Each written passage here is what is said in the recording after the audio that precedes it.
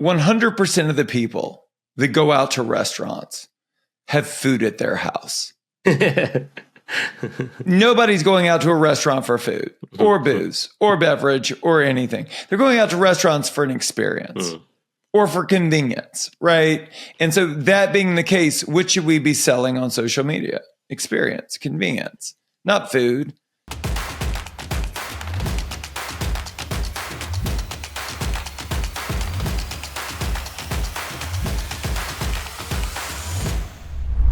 Welcome to another episode of Whisking It All. We're joined today by Josh Kopel, who is a Michelin-awarded restaurateur and a marketing expert. So we'll get into that. But first off, Josh, I just want to thank you for joining us today.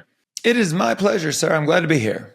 Yeah. So, I mean, look, first thing I got to get out of the way is I want to learn more about this Michelin-awarded restaurant. So tell me, let's get into that because it's no easy feat. So we'll get into that, and then we'll dive into your story deeper. But why don't we start there? Well, and it was probably harder for me than it was for most.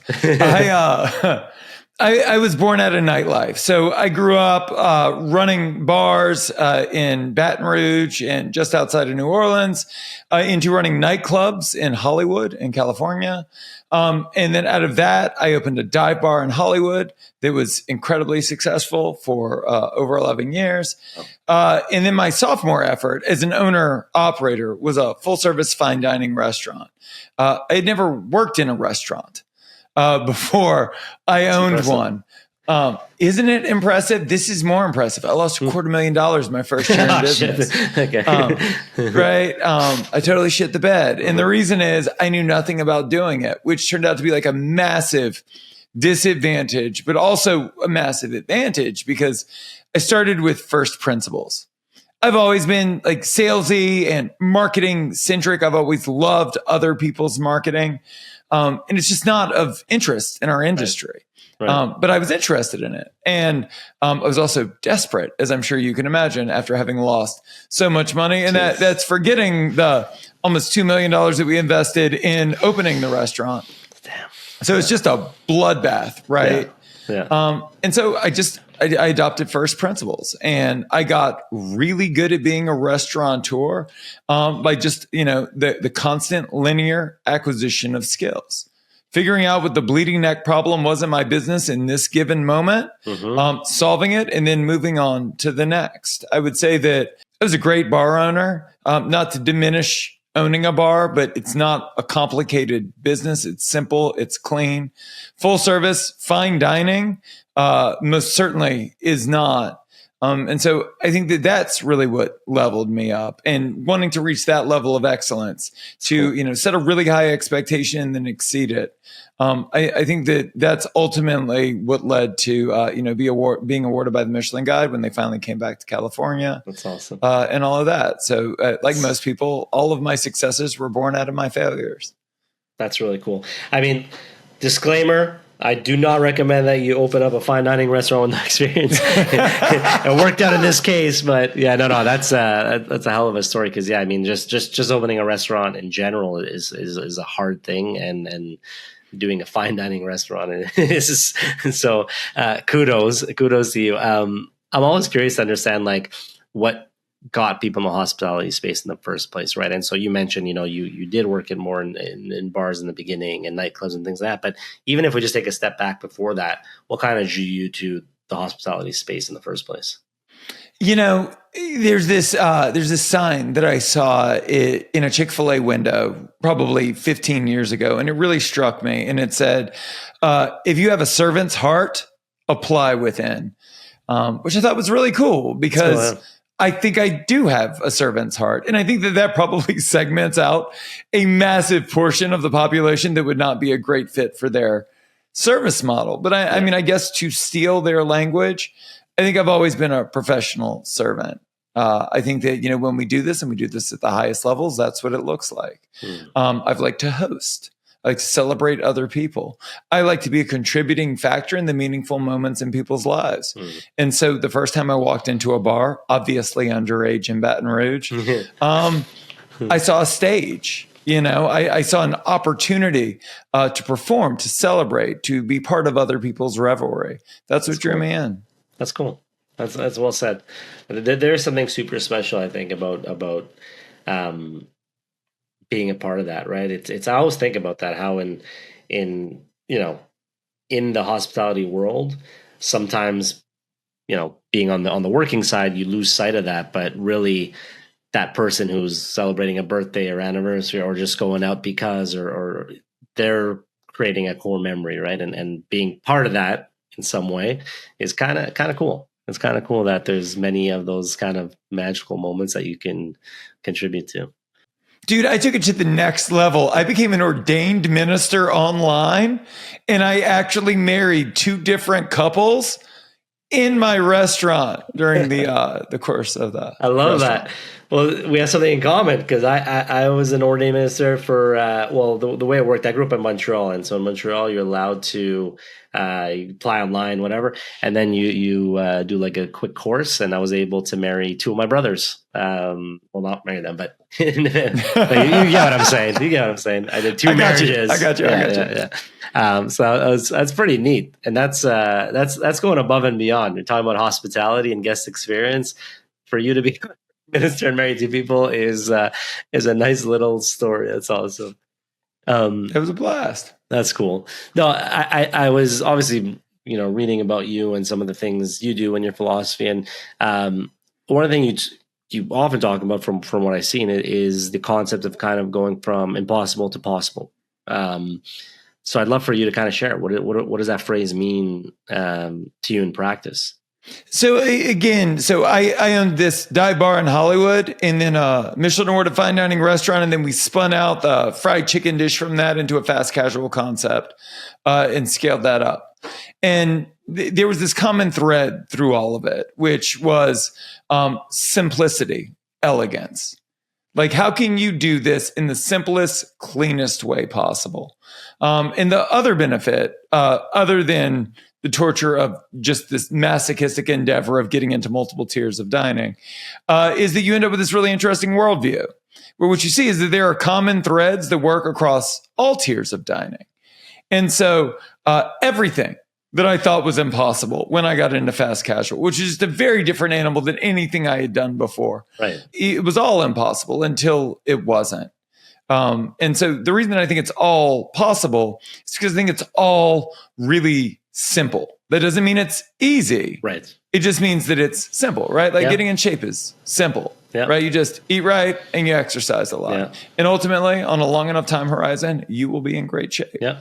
And I think that the same is true for our businesses. And so the reason I think that I'm able to attack anyone's problems in this industry with such ease is because there are really only 4 or 5 levers in our businesses that really make a sustainable impact, positively or negatively.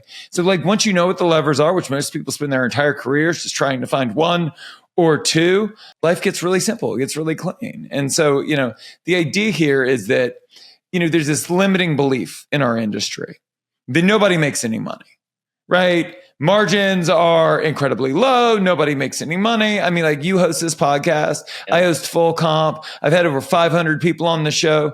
And here's what I can tell you, Angelo. There is a sea of people, not in the hundreds, not in the thousands, in the tens of thousands that own and operate restaurants, and they have freedom of time, financial freedom, and freedom from overwhelm. You just need the blueprint. And so I've dedicated my life to just giving that blueprint away for free. That's awesome.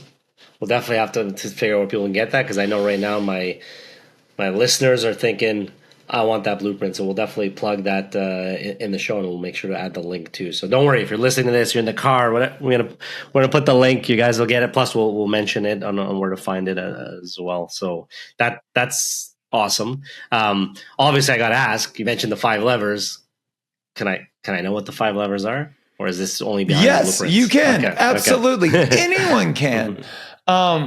Here's the thing. I don't think Derek Sivers has this great quote, which is, if knowledge was enough, we would all be billionaires with six packs. Yeah, exactly. Totally the truth. And so I think that it's important to get the knowledge out there. I don't think that the gatekeeping has served our industry well over the last 2,000 years. Totally agree, yeah. New customer acquisition is the crack cocaine of our industry. It is this thing that drives people into living in cardboard boxes underneath interstate overpasses. It's just expensive and it's difficult. It's difficult to convince strangers to come into your restaurant that have never been in before. Yep. But there are all these other levers that you could pull. You know, what I wanted desperately for my own business was gun to my head. If I needed to make more money, how would I make money today? And so I think that the first big lever is frequency. I think that it is really easy to get people to come back in. And the reason is I'm a customer, you are too. And it's really easy for your favorite restaurant to get you to come back in, right? I don't think people have a loyalty problem. I think they have a memory problem. I think you love your favorite restaurant and you would be devastated if they went out of business. Yeah. I also think that the minute you walk out of that restaurant, you forget it exists. Yeah. Right? You walk out and you're like, I own this business. I have a spouse. I have a family. I have these obligations. Yeah. Like nobody cares about your business. Nobody. Yeah. They care about themselves and their lives. And so like, what do I think we need to do to compel people to come back? I think an invitation is a great place to start. I don't think, Angelo, that I would need to bribe you as your favorite restaurant with a discount or a freebie to get you back in. I think just inviting you back in and letting you know that the menu's turned over for the season, or we have this limited time seasonal offer, or we have this or that is probably sufficient. Yeah. Because you forgot that I existed. So I think frequency is like the unsung hero of our industry. That makes sense. And the way I know, right? Yeah, makes total sense. You need repeat customers. I mean, yeah, when you look at the numbers that people aren't coming back, it's probably the biggest lost opportunity, because you're right. New customer acquisition is probably the most expensive and hardest thing to do. I mean, it's possible for sure, but it's a slippery slope, right? It's hard and expensive. Well, I think you go after the hard things after you've done all of the easy things. Right. You know, the question that I ask, the question I ask people all the time is like, what happens to your business if everybody that comes in once a month comes in twice a month? What happens to your business if everyone that comes in infrequently comes in once a month? Yeah. You're rich. We're all rich. So like, why don't we start there? Yeah. You know, even simpler than that, the second lever would be your per customer average spend. Makes sense. How do you get people to buy just a little bit more of what they already want? You know, I work with a 4-location juice concept in Las Vegas, and their close rate on upsells is 82%. We massively scaled. And you want to know how we do it? Every time somebody orders a juice, they say, do you want to add a wellness shot? And people say, yeah, because it's just a little bit more of what they want. When they order a wellness shot, we say, do you want a flight?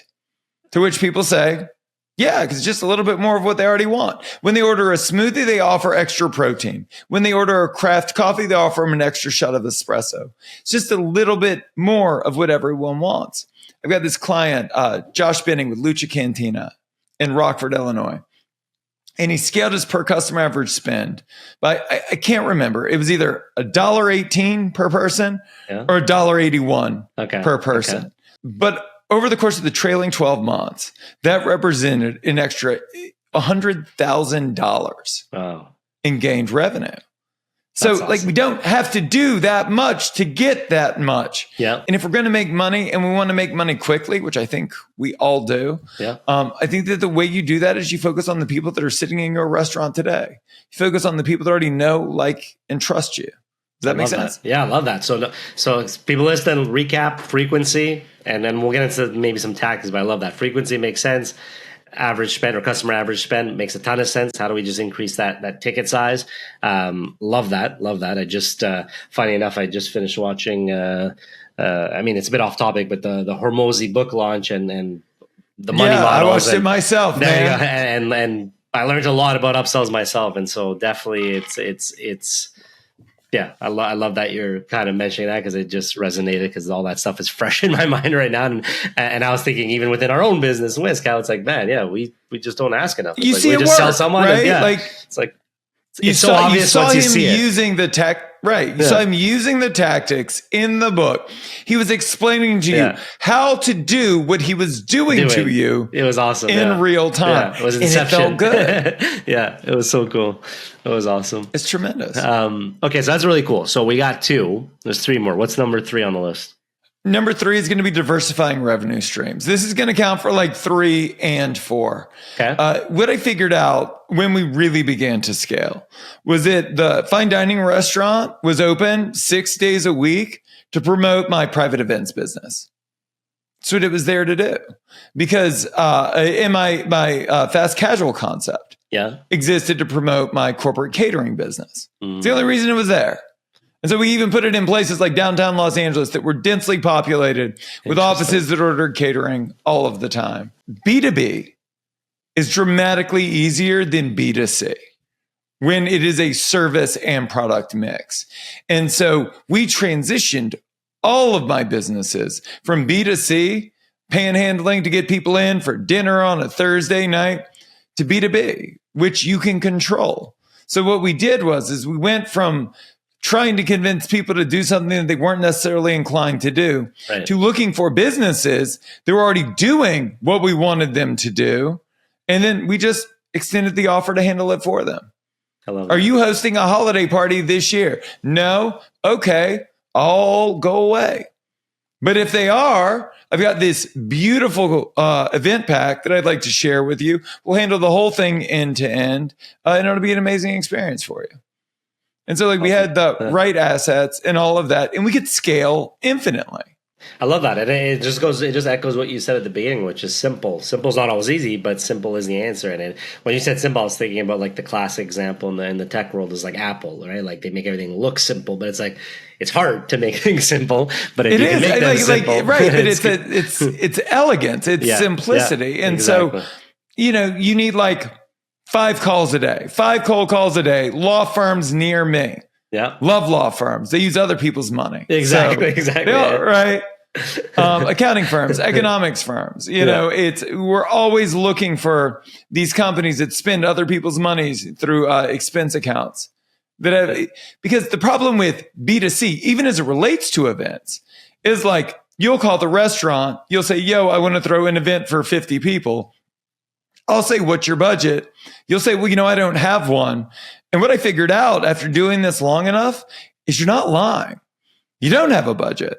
Your budget is the most for the least. Yeah. Right? Always. Yeah. That is your budget. No. But you flash to like a law firm that's hosting a holiday party for 175 people. They got a budget. They'll tell you, my budget is $25,000.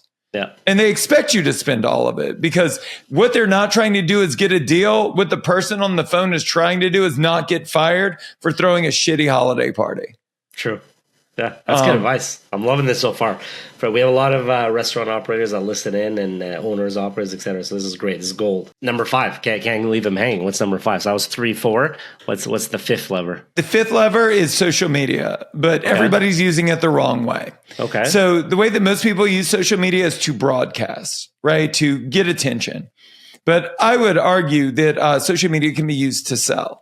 You talk to most restaurateurs, you talk to most people, and they'll say, I don't really know what the ROI is on it, but I'm sure that like these people eventually end up. And so we use social media systematically for offer dissemination. Okay. So the way it works is this. We put out a post, it gets a ton of engagement, people comment on it, they like it.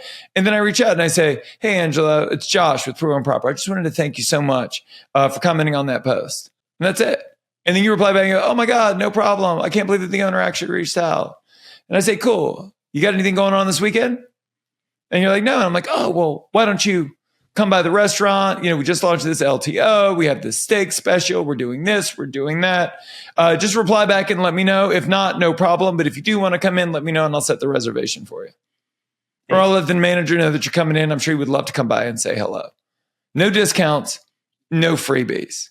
I love that. And so let's just do really quick math together. Yeah. So, because everybody wants customers, right? And everybody wants to scale frequency. So if you were to do that 35 times a day, just off one platform, let's say Instagram. Sure. Over the course of a month, that would be 1,000 offers. Statistically, based on the hundreds of clients I've worked with that have executed this strategy converts at about a 25% rate. Oh, wow. Think about it. They know you, they like amazing. you, they trust you, they follow you, they engage with your shit.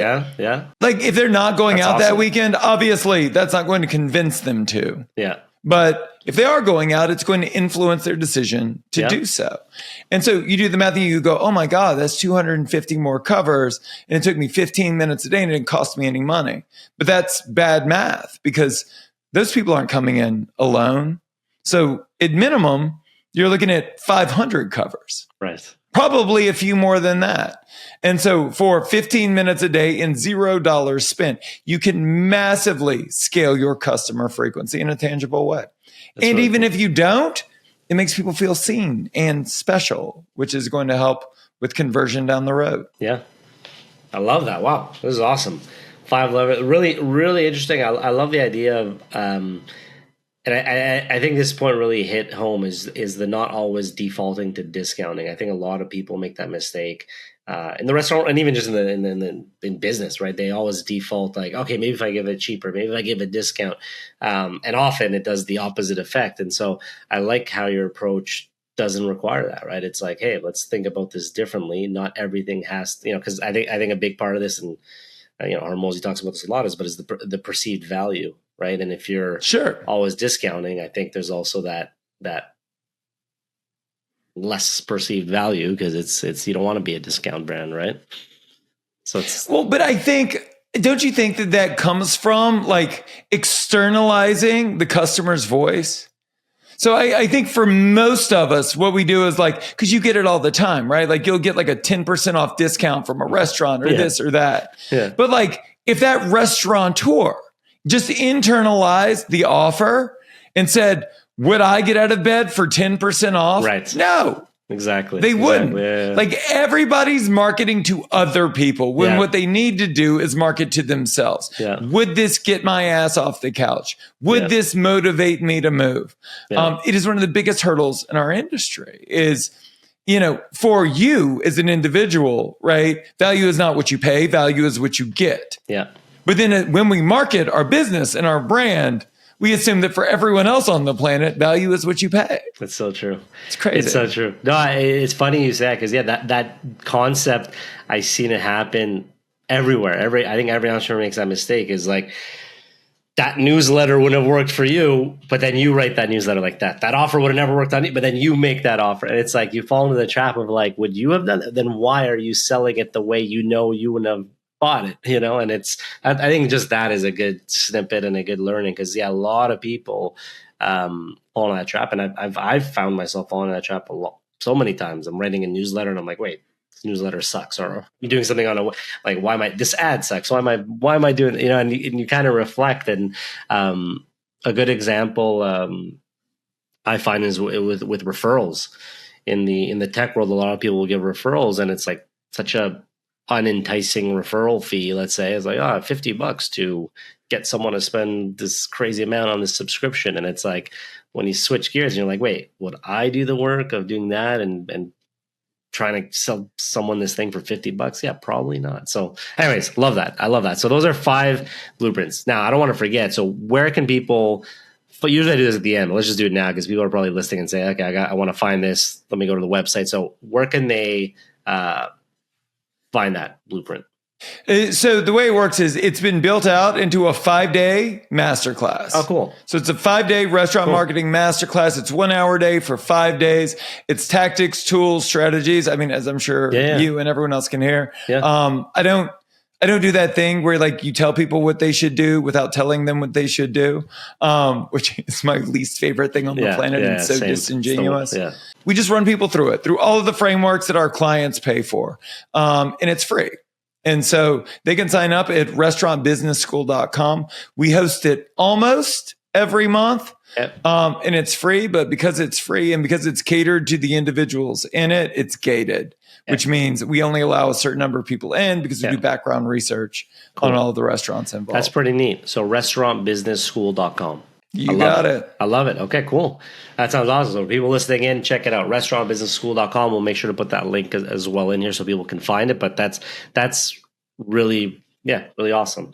I know a big part of what you do is the storytelling, the branding, and so something that's hard for a lot of restaurants. So any advice that you can kind of talk to? I know, it's not like you're going to just magically wave a wand and teach people branding in one sentence, but any advice you could maybe give to restaurateurs when it comes to storytelling and branding? I'll give you two things. Sure.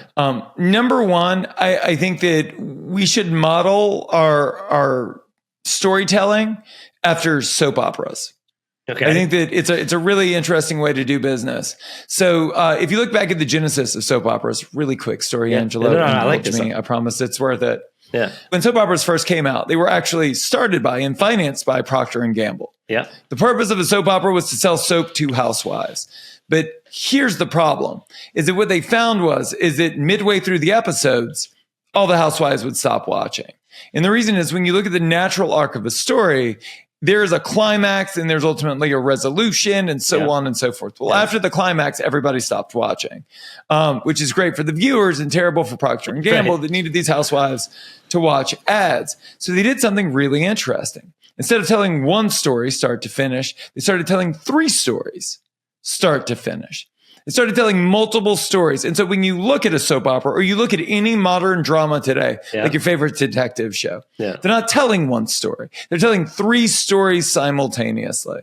And so what I think we do with our marketing is I think we take it quarter by quarter and we take people through the 3 Ps. I think it starts with purpose, right? You're going to go from unknown to known over the next quarter.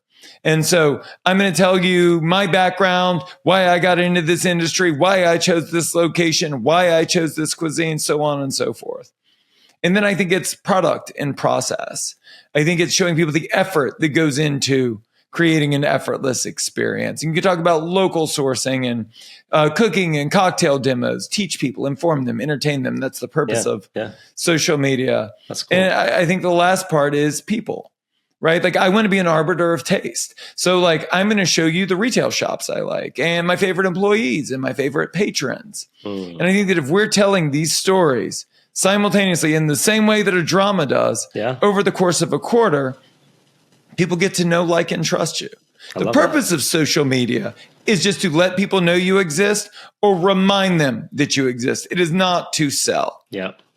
It is an incredibly low intent platform. You have never gotten on Instagram to figure out where you're going for dinner tonight. You've never been on Instagram on the couch, seeing a picture of food and been like, I got to go eat this right now. That's not what it's for. It's not, you don't want to be sold. You just want to be educated, informed, entertained. Yeah, it's super interesting. I love that. That's a really good way of thinking of it. Soap opera analogy is a good one, and telling more than one story at a time. And it's I think it's something a lot of brands can think, a lot of restaurants can think about, because to me the classic mistake, again, I'm not a marketing expert, but the classic mistake I see, to your point, is like restaurants post like they used to when Instagram started, I don't know, 15 years ago, or just like picture of food, and it's like, of course you could sprinkle some in there, but it's like you got to have a better strategy than just posting, your menu, right? And so I like the way you approach that of, okay, how do you turn this into a story? And the story now has like 3 kind of pillars, and it's good. I think it gives people something to think about. So can I let you in on an interesting statistic? Sure. Because there aren't that many absolutes in the world. 100% of the people that go out to restaurants have food at their house. Nobody's going out to a restaurant for food or booze or beverage or anything. They're going out to restaurants for an experience or for convenience, right? And so that being the case, what should we be selling on social media? Experience, convenience, not food. Like great food in 2025 is table stakes. Yeah. We see great restaurants with great food, great beverage, great service, go out of business every single day. Yeah. No, that's true. It's a tragedy. Yeah. I have always said that, and I think that this is not only what helped us survive, but really made us thrive across multiple tiers of dining, was that I always pitied the people competing on food and beverage. We have the best Italian food in town. Good luck with that shit. I hope that works out for you. Like for us, it wasn't about that. We believe that people give money to people. And so like, if you meet me and you like me, you'll want to do business with me. If you believe what I believe, vote for me with your money, then my business continues to exist. And it's just a different worldview. Yeah, that's good. It's fresh perspective. And I think it's one that I agree with. And just going a bit deeper on maybe the awareness side of things, right? Is when I think about, independent operators, limited budgets, what advice can you give for them to maybe increase that awareness, right? Like, I think we went through that social and those are good ideas. Like, just more tactically, is it something you'd recommend they just pick up a phone, start kind of filming today? Like, any more tactical advice you can give on again? I always go with like, what can we start today? Right. We can all agree that word of mouth is the best advertising that there is. It's also the easiest way to create new customer acquisition. Yeah. But nobody's codified it. Nobody knows how to do it. And I like to think that I figured it out. I think that word of mouth is based on surprise and delight. Okay. I would advocate that surprise and delight is the unsung hero of new customer acquisition. The way that it works is we exceed expectations in an unexpected way. I give you a free dessert on your birthday. That's delight, not surprise and delight. Because if I didn't, you'd be like, what the heck, Josh? It's my birthday. Same with 2 glasses of bubbles on your anniversary, right? If you didn't get it, you would be disappointed. You're delighted that you did, but you expect it. So like, how do we exceed expectations in an unexpected way that compels people to talk about us? I'll tell you how I did it. An example would be at my fine dining restaurant. We did the same thing that everyone does. So you come in for your anniversary, we say happy anniversary, give you 2 glasses of bubbles. I walk up to the table, I crack a joke. Congratulations on being married in a country with a divorce rate of 50%. And then as I'm walking away from the table, I would turn to the couple and I'd be like, oh, do you hear that? And the song playing through the speakers in my restaurant was the song they danced to at their wedding. That's you know cool. how much that cost? $0. Let me ask you something. I'm curious though, how did you find out the song? Like, what was your process to find out?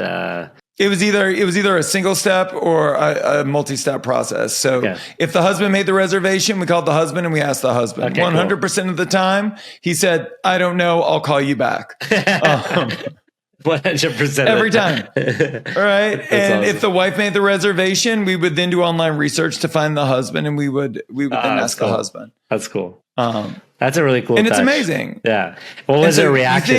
Seeing that reaction must have been people special. Were floored. That's cool. But it's that Danny Meyer thing where like, what are the opportunities to give them the things to talk about with other people? So someone would ask you, Angelo, how was your anniversary? Are you going to talk about the food? No. You're going to talk about the complimentary glasses of champagne? No. You're going to talk about the song. Yeah. Where are you going to host your anniversary next year? For everyone you tell about the song and everything that we did, where are they going to go? Yeah. And so we just figured out how to build all of these moments in. That's cool. We also did this other one. It was so fun. And we were able to do it at scale. It was beautiful. So if it was a couple and they were having a date. Okay. And we called the campaign the 100-year table. Okay. And so you two are on a first date or it's your anniversary or whatever it is. Yeah. We would drop at the conclusion of the meal a handwritten note that says, we hope that this is the start of your story and our story with you. You can come back anytime for any milestone in your life, and your first bottle of bubbles is on us. That's cool. And it was this beautiful thing, and because the purpose of surprise and delight is to do a few things. Number 1, to exceed expectations in an unexpected way. Yeah. Number 2, to change the way the person sees your restaurant. Number 3, to make them feel seen and special. So it's predicated upon something that happens to them. Yeah. And number 4, and this is the money, it's always built around frequency. It's always built around come back, build us into your lives. Because the thing that you've asked a couple of different ways, and I'll explain, I think the biggest hurdle for most restaurants is answering the unspoken question, which is, how does your business fit into my life? How do I use you? Right? Are you like a quick lunch? Are you the place I take my mom when she comes to town? Is this always my go-to first date spot? Is this the place I celebrate my birthday? Like, how do you fit into my life? And if you haven't answered that question for everyone that engages with your restaurant and made it abundantly clear, like you're already behind. That's good. I like that.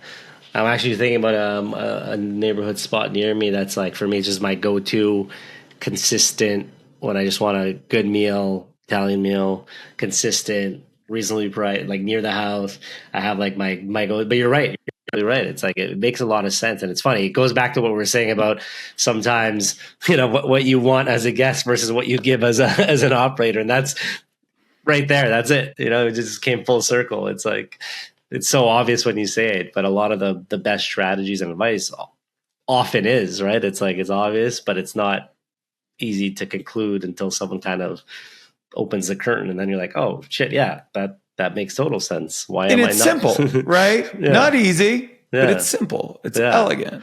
I love that. And so I'm curious from your perspective, right? Like you deal with a lot of people in your program, a lot of restaurants.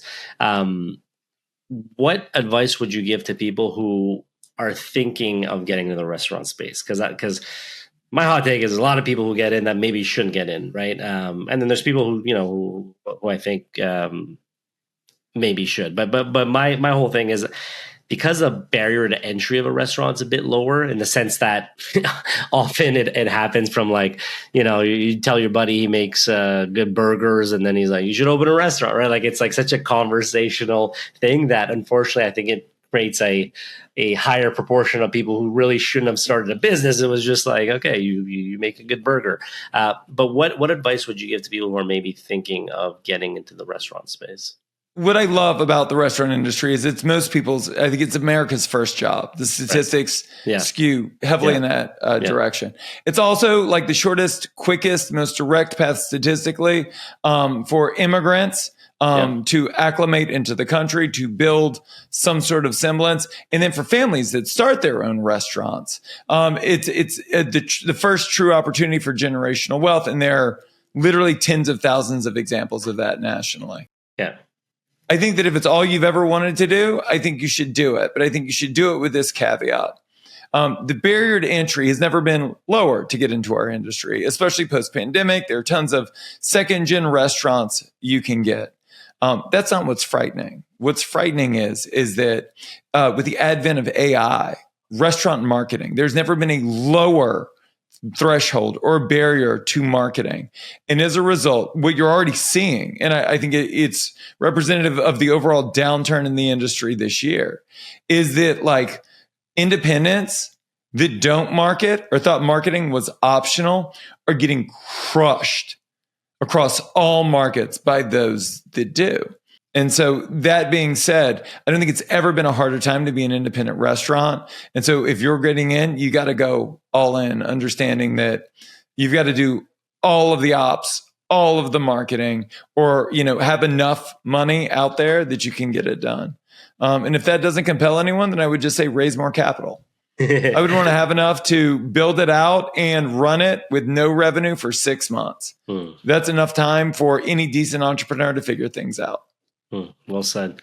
And touching on AI, I know as we're coming up on time, there's a few things I want to hit. One was, AI is obviously the topic, the buzzword of the decade, and with good reason. I mean, it's crazy what's going on. But I'm curious where you see AI making the biggest difference in the restaurant world. And you mentioned marketing, so we can go deeper on that. But I'm curious, like that, and what else you from your point of view, you see AI affecting, or I guess improving, enhancing, whatever you want to call it, the restaurant world?